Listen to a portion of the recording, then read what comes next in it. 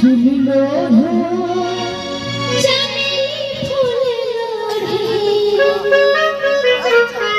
कोयली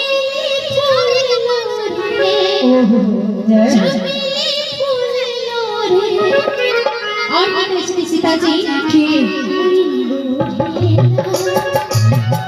कोई लोढ़ेला पूरन के डलिया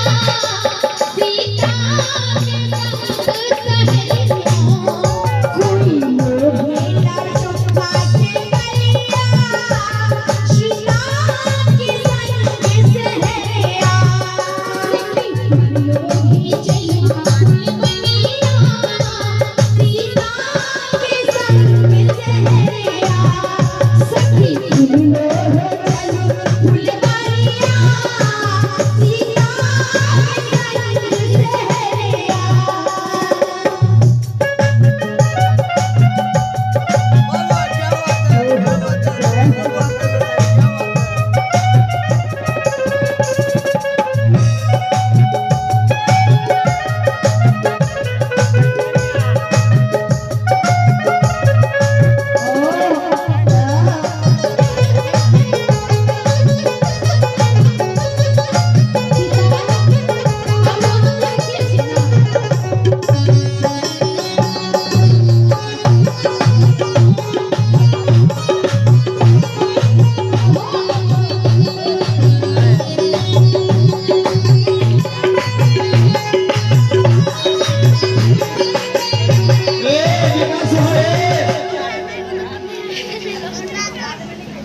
डिस्टर भाई लोग के कहे छो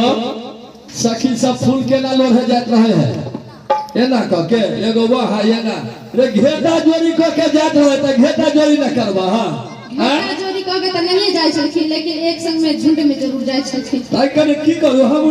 हमरो सखी बना ले हां चलू ना हैं किया ने ओ आज हम कुछ लेबे नहीं करे लेकिन सखी बने के लिए हम बहुत कुछ करब पड़त तैयार छियै हम साया सुनी में तो नहीं होता है भगवान के देखने छी ना केना बने छलखिन गोपिका हां बन जा आओ सखी फूल लोढ़े चलू फुलवरिया ए गीत पर गीत सुनकर श्री राम बाबू जी के तरफ से मुखिया जी के तरफ से सुंदर सन पुरस्कार 501 रुपया बोलो के साथ परिवार की जय हो सखी फूल लोढ़े चलू फुलवरिया सीता के संग सहेलिया सखी फूल लोढ़े चलू फुलवरिया सीता के संग